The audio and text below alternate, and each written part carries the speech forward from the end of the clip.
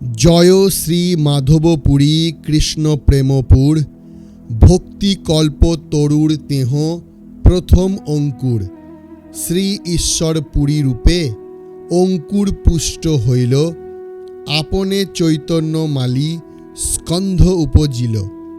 জয় নিতাই, জয় গৌর, জয় রাধে গোপীনাথ। আজ আমি আপনাদের সামনে উপস্থাপন করতে চলেছি কলিযুগ পাবন অবতার শ্রীকৃষ্ণ চৈতন্য মহাপ্রভুর দীক্ষাগুরু শ্রী ঈশ্বর পুরীপাদের দিব্য জীবনচরিত কথা। আজকের এই ভিডিওর মাধ্যমে আমরা জানতে পারব ঈশ্বর পুরীপাদ কে ছিলেন, গৌরলীলায় তাঁর অবদান কী ছিল, ঈশ্বর পুরীপাদের গুরুদেব কে ছিলেন এবং স্বয়ং চৈতন্য মহাপ্রভুর লীলায় তিনি কোন ভূমিকা পালন করেছিলেন। তো আপনাদের সকলের কাছে আমার করজোড়ে নিবেদন, আপনারা ভিডিওটি শেষ পর্যন্ত শ্রবণ করবেন। আশা করি আপনাদের মনের যাবতীয় প্রশ্নের উত্তর এই ভিডিওর মাধ্যমে পেতে চলেছেন। সঙ্গে এও আপনাদেরকে জানিয়ে রাখি, আমার চ্যানেলের প্লেলিস্ট ভিজিট করে ভক্ত চরিত কথা এই প্লেলিস্টে গিয়ে মহাপ্রভুর পার্ষদদের অমৃতময় জীবনচরিত কথা অবশ্যই শ্রবণ করবেন। আশা করি ভালো লাগবে এবং ভালো লাগলে আমার চ্যানেলটি সাবস্ক্রাইব করতে করজোড়ে অনুরোধ করছি। তো শুরু করছি আজকের ভক্তচরিত কথা। শ্রীমন মহাপ্রভুর দীক্ষাগুরু শ্রী ঈশ্বর পুরীপাদ জ্যৈষ্ঠ মাসের পূর্ণিমা তিথিতে তৎকালীন কুমারহট্ট, যা বর্তমানের হালি শহরে, এক রাঢ়ীয় ব্রাহ্মণ বংশে আবির্ভূত হয়েছিলেন। পিতার নাম ছিল শ্রী শ্যামসুন্দর আচার্য। ঈশ্বর পুরীপাদের সংসার আশ্রমের নাম জানা যায় না। ঈশ্বরপুরী নাম হইল সন্ন্যাস আশ্রমে। ঈশ্বর পুরীপাদের শৈশব জীবন সম্পর্কে সেরকম কোনো তথ্য গ্রন্থে পাওয়া যায় না। শুধু এটুকুই জানা যায়, তাঁর অতি অল্প বয়স থেকেই ঈশ্বরের চরণে মতি ছিল এবং সেই হেতু তাঁর সঙ্গে সাক্ষাৎ হয় মাধবেন্দ্র পুরীপাদের এবং তিনি তাঁর চরণে আত্মসমর্পণ করেন এবং অতি অল্প সময়ের মধ্যেই মাধবেন্দ্র পুরীপাদ তাঁকে সন্ন্যাস দীক্ষা প্রদান করেন। দীক্ষা নেওয়ার পর ঈশ্বর পুরীপাদ গুরুদেবের দেহ পরিচর্যায় নিজেকে ব্যস্ত রাখতেন। কৃষ্ণ নাম, কৃষ্ণ কথা শোনাতেন গুরুদেবকে। ঈশ্বর পুরী গোসাই করে শ্রীপাদ সেবন, স্বহস্তে করেন মলমূত্রাদি মার্জন। নিরন্তর কৃষ্ণ নাম করাই স্মরণ, কৃষ্ণ নাম কৃষ্ণ লীলা শুনাই অনুক্ষণ। তুষ্ট হইয়া পুরী তাঁরে কৈলা আলিঙ্গন, বর দিলা কৃষ্ণে তোমার হৌক প্রেম ধন। গুরুদেব শ্রী মাধবেন্দ্র পুরীপাদ তিরোহিত হলে ঈশ্বরপুরী বেরিয়ে পড়লেন গুরু আশ্রম ছেড়ে। ঘুরতে ঘুরতে চলে এলেন নবদ্বীপে। নবদ্বীপ তখন ধন পুত্র রসে মত্ত। কৃষ্ণ বা কীর্তন শুনলেই পরিহাস করে ওঠে, বিদ্যার অভিমানে ভক্তিকে হেয় করে। শুধুমাত্র অদ্বৈত গোসাই হুঙ্কার করে বললেন, দাঁড়াও, কৃষ্ণকে সকলের চোখের সামনে এনে ধরব, তখন দেখব কি হয়, কে কি করে। সেই নিতাই গৌর আনা অদ্বৈতের ঘরে একদিন ঈশ্বরপুরী অলক্ষেতে এসে উপস্থিত হলেন। চারিদিকে ভক্ত শিষ্য নিয়ে শান্তিপুরে নিজের গৃহে বসে আছেন অদ্বৈত প্রভু। কৃষ্ণ কথা বলছেন। এমন সময় ঈশ্বরপুরী এসে ভিড়ের একপাশে সংকুচিত হয়ে বসে পড়লেন। ইনি কে? কোন সন্ন্যাসী? শীর্ণকায়, দিন বেশ, অথচ উজ্জ্বল কান্তি। কে এই আগন্তুক? অদ্বৈত সন্ন্যাসীকে লক্ষ্য করে জিজ্ঞাসা করলেন। ঈশ্বরপুরী বললেন, আমি কেউ নই, আমি শুধু আপনার চরণ দর্শন করতে এসেছি। আমি শূদ্রাধম, দেখিবারে আইলাম তোমার চরণ। শ্রী মুকুন্দ দত্ত তাঁকে দেখেই বুঝতে পেরেছেন ইনি বৈষ্ণব সন্ন্যাসী। তখন শ্রী মুকুন্দ অতি সুস্বরে একটি শ্রীকৃষ্ণ লীলা কীর্তন ধরলেন। শ্রী মুকুন্দের মধুর কণ্ঠধ্বনির কাছে কে স্থির থাকতে পারেন? যেই মাত্র শুনিলেন মুকুন্দের গীতে, পড়িলা ঈশ্বরপুরী ঢলি পৃথিবীতে। শ্রী ঈশ্বরপুরী প্রেমে ঢলে পড়লেন ভূমির ওপর। নয়নের জলে ধরাতল সিক্ত হতে লাগল। বৈষ্ণবগণ দেখে অবাক হলেন। পরে বলতে লাগলেন, এমন কৃষ্ণ ভক্তও তো কখনো দেখিনি। শ্রী অদ্বৈত আচার্য অমনি তাকে দৃঢ়ভাবে আলিঙ্গন করলেন। তারপর সকলে চিনতে পারলেন, ইনি হচ্ছেন শ্রী মাধবেন্দ্র পুরীপাদের প্রিয় শিষ্য শ্রী ঈশ্বরপুরী। সকলে আনন্দে হরি হরি ধ্বনি করতে লাগলেন। শ্রী ঈশ্বরপুরী নবদ্বীপ নগরে গোপীনাথ আচার্যের গৃহে অবস্থান করতেন। সেইখানেই তিনি রচনা করেছিলেন শ্রীকৃষ্ণ লীলামৃত নামক একটি গ্রন্থ। একদিন দৈবক্রমে পথে শ্রী গৌরসুন্দরের সঙ্গে সাক্ষাৎ হয় ঈশ্বরপুরীর। গৌরসুন্দর পাঠশালা থেকে গৃহে ফিরছিলেন। চাহেন ঈশ্বরপুরী প্রভুর শরীর, সিদ্ধ পুরুষের প্রায় পরম গম্ভীর। শ্রী ঈশ্বরপুরী এক দৃষ্টে শ্রী গৌরসুন্দরের দিকে তাকিয়েছিলেন। পরে জিজ্ঞাসা করলেন, বিপ্রবর, তোমার নাম কি? ঘর কোথায়? ও কি পুঁথি পড়াও? নিমাই পণ্ডিত দৈন ভরে ঈশ্বরপুরীকে নমস্কার করলেন। শিষ্যগণ বলতে লাগলেন, ইনার নাম নিমাই পণ্ডিত। ঈশ্বরপুরী বললেন, তুমি সেই নিমাই পণ্ডিত? পুরী বড় হর্ষিত হলেন। নিমাই পণ্ডিত বিনীতভাবে মাথা নিচু করে বললেন, শ্রীপাদ, কৃপা করে অদ্য আমার ঘরে চলুন। মধ্যাহ্নে তথায় প্রসাদ গ্রহণ করবেন। কত বিনয়ভাবে মধুর বাক্যে আমন্ত্রণ। মন্ত্রমুগ্ধের ন্যায় শ্রী ঈশ্বরপুরী তাঁর গৃহে এলেন।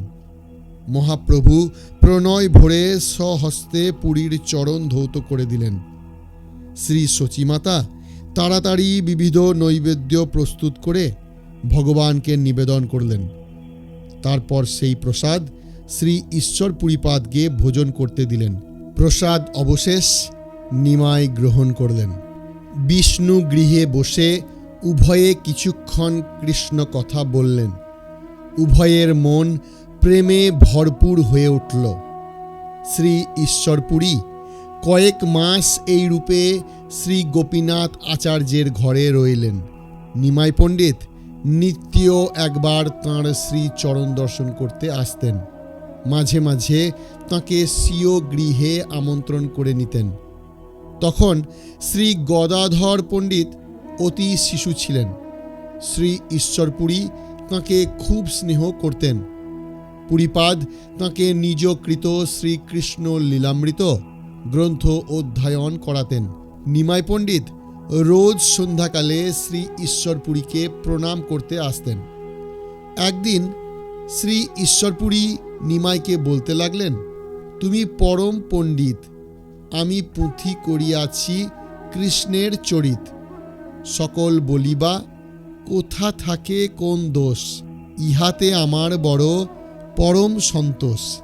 শ্রী ঈশ্বরপুরীপাদের এ কথা শুনে মহাপ্রভু হাস্য করে বলতে লাগলেন, ভক্ত বাক্য কৃষ্ণের বর্ণন, ইহাতে যে দোষ দেখে সেই পাপী জন।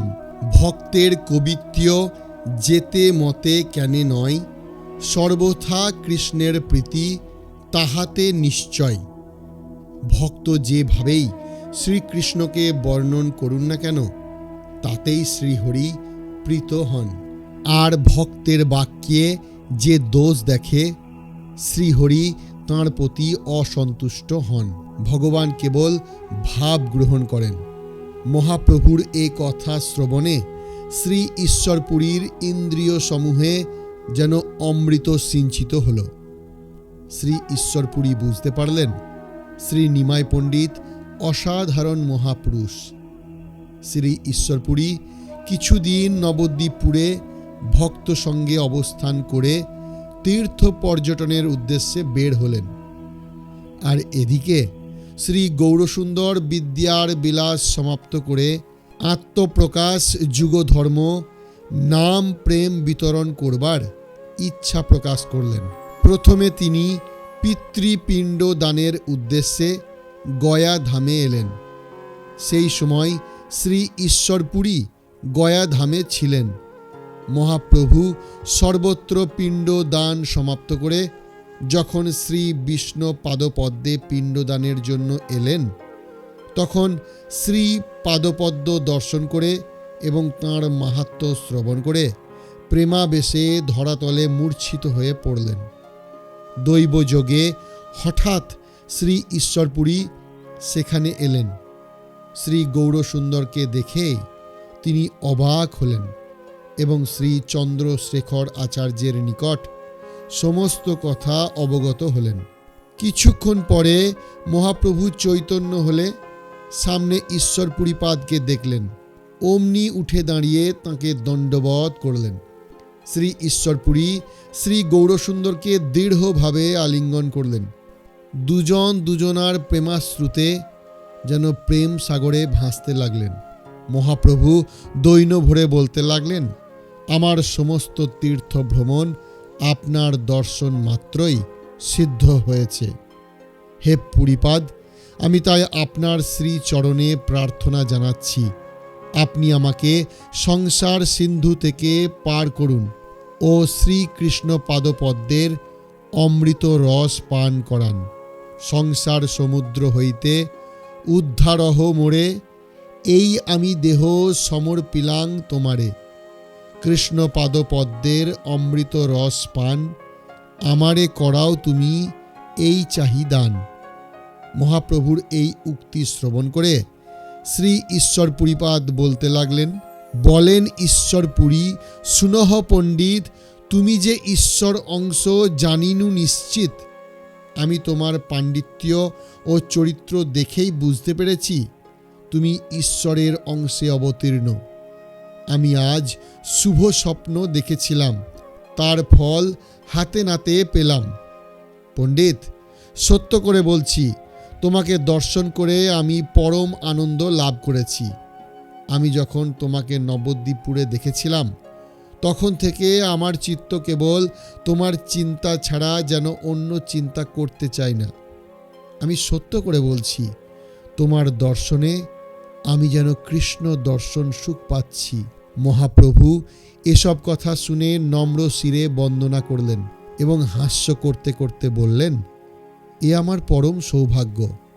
অন্য একদিন মহাপ্রভু বিনীতভাবে শ্রীপুরীর নিকট এসে বললেন, আমাকে কৃপা করে মন্ত্র দীক্ষা প্রদান করুন।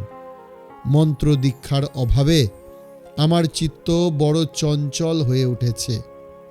পুরীপাদ মহাপ্রভুর কথা শ্রবণ করে অতিশয় আনন্দিত হয়ে বলতে লাগলেন, পুরী বলে মন্ত্র বা বলিয়া কোন কথা, প্রাণ আমি দিতে পারি তোমারে সর্বথা। শ্রী ঈশ্বরপুরী শ্রী গৌরসুন্দরকে দশাক্ষর মন্ত্র দীক্ষা প্রদান করলেন। একদিন শ্রী ঈশ্বরপুরী দ্বীপ্রহরে মহাপ্রভুর বাসস্থলে এলেন। মহাপ্রভু তাঁকে দর্শন করে আনন্দে ভাসতে লাগলেন। দণ্ডবৎ প্রভৃতি করে মধ্যাহ্ন ভোজন করবার জন্য প্রার্থনা জানালেন। পুরী বললেন, তোমার হস্তের অন্নভোজন করা পরম সৌভাগ্যের কথা।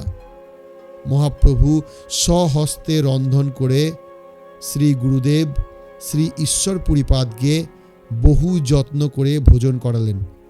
ভোজন অন্তে পুরীপাদের শ্রী অঙ্গে চন্দন লেপন করলেন এবং পুষ্প মাল্যাদি প্রদান করলেন। স্বয়ং ভগবান শ্রী গৌরসুন্দর জগতে শ্রী গুরু পাদপদ্মের সেবা পরিচর্যা ধর্মশিক্ষা জগৎবাসীকে প্রদান করলেন। মহতের পরিচর্যা ছাড়া কখনও কৃষ্ণ প্রেম ভক্তি পাওয়া যায় না। শ্রী গুরু পাদপদ্ম সেবাই ভক্তির দ্বার। তিনি নিজ সেবার মধ্য দিয়ে জগৎবাসীকে এই শিক্ষা দিয়ে গেলেন। এরপর নিমাই পণ্ডিতের আত্মপ্রকাশের সময় হয়ে এসেছে। গুরুদেব শ্রী ঈশ্বরপুরীর কাছ থেকে বিদায় নিয়ে নিমাই গৃহে ফিরলেন। গুরুদেব মাধবেন্দ্র পুরীপাদের তিরোভাবের পর ঈশ্বরপুরীও বেশি দিন প্রকট ছিলেন না। ঈশ্বরপুরীপাদ অন্তর্ধানের প্রাক মুহূর্তে তাঁহারই প্রিয় সেবক ও শিষ্য শ্রী গোবিন্দ দাস ও কাশীশ্বর পণ্ডিতকে বলে গেলেন, তোমরা নীলাচলে চলে যাও, সেখানে গিয়ে শ্রীকৃষ্ণ চৈতন্যের সেবা করো। গোলক বিহারী শ্রীকৃষ্ণই এই কলিকালে জীব নিস্তারের লাগি নদিয়ায় শ্রী গৌররূপে আবির্ভূত হয়েছেন। সম্প্রতি সন্ন্যাস নিয়ে নীলাচলে অবস্থান করছেন। তোমরা গিয়ে তাঁরই চরণে শরণ নাও। এই বলে তিনি অপ্রকট হলে গোবিন্দ আর কাশীশ্বর গুরুবাক্য শিরোধার্য করে নীলাচলে গিয়ে শ্রীমন মহাপ্রভুর সেবায় নিযুক্ত হলেন। এরপর একসময় নীলাচল থেকে গৌড়ে আসছেন গৌরহরি। নৌকা করে পৌঁছলেন পানিহাটিতে। রাঘব পণ্ডিত তাঁকে বহু সম্মান করে বাড়িতে আশ্রয় দিলেন। সেখানে একদিন থেকে মহাপ্রভু চললেন শান্তিপুরে। সহসা পথের মাঝখানে মনে পড়ে গেল কুমারহট্টের কথা। তাঁর দীক্ষাগুরু শ্রী ঈশ্বরপুরীর জন্মস্থান যে কুমারহট্ট। চলো তাঁর জন্মভিটা একবার দর্শন করে আসি। প্রভু বলে, কুমারহট্টেরে নমস্কার, শ্রী ঈশ্বরপুরীর যে গ্রামে অবতার। প্রভু বলে, ঈশ্বরপুরীর জন্মস্থান, এ মৃত্তিকা আমার জীবন ধন প্রাণ। জন্মভিটাতে পৌঁছেই অবোধ বালকের মতো কাঁদতে লাগলেন গৌরাঙ্গ মহাপ্রভু। সহচর ভক্তেরাও কাঁদতে লাগলেন। চলল কীর্তন ক্রন্দন, প্রেম বিলাস ধুলিতে ধূসর হয়ে গেল সকলে। নাও নাও, এই স্থানের মৃত্তিকা সংগ্রহ করে নাও, বললেন গৌরহরি। এর মতো পবিত্র, এর মতো মূল্যবান আর কি আছে জগতে? কয়েক মুঠো মাটি তুলে নিয়ে গৌরহরি বাঁধলেন বহির্বাসে। অনুগামী পার্শ্বদেরাও ঝুলি বোঝাই করে মাটি নিতে লাগলেন। দেখতে দেখতে শত শত গ্রামবাসী ভক্তও দুই হাতে করে তুলতে লাগলো মাটির পিণ্ড। আর দেখতে দেখতে ছোটোখাটো একটি ডোবা তৈরি হয়ে গেল। তার নামই চৈতন্য ডোবা, যা এখনও স্বমহিমায় বিরাজিত। পার্ষদ মণ্ডলী সঙ্গে নিয়ে কৃষ্ণ নাম কীর্তন করতে করতে মহাপ্রভু কুণ্ড পরিক্রমা শুরু করলেন। প্রভুর নয়ন থেকে নেমে এলো অশ্রু গঙ্গা। প্রেম জলে সেই ডোবা পরিপূর্ণ হয়ে গেল। গুরুকে যে কিভাবে ভালোবাসতে হয়, কি করে তাকে সম্মান দিতে হয়, আর গুরু বিরহ সন্তাপ কি নিদারুণ, তারই জ্বলন্ত নিদর্শন এই চৈতন্য ডোবা। ঈশ্বরপুরীপাদ সম্পর্কে অধিকন্তু আর সেরকম কোনো তথ্য পাওয়া যায় না। বলা হয় মাঘ মাসের কৃষ্ণপক্ষের কোনো এক তিথিতে তিনি ধরাধাম থেকে তার লীলা সংবরণ করেছিলেন। তো এই ছিল আমাদের আজকের জীবনচরিত কথা। যদি ভিডিওটি আপনাদের ভালো লেগে থাকে তাহলে অতি অবশ্যই একটি লাইক দেবেন, কমেন্টস করে আপনাদের অভিব্যক্তির কথা তুলে ধরবেন এবং ভিডিওটি প্রচুর শেয়ার করে সকল ভক্তদের কাছে ভিডিওটি ছড়িয়ে দেবেন। আর আমার চ্যানেলটি ভালো লাগলে সাবস্ক্রাইব করে পাশে থাকবেন। আজকের মতন এখানেই সমাপ্ত করছি। পরে আপনাদেরকে আবারও শোনাবো আবার নতুন কোনো আরেকটি জীবনচরিত কথা। হরে কৃষ্ণ কৃষ্ণ কৃষ্ণ হরে হরে, হরে রাম রাম রাম হরে হরে।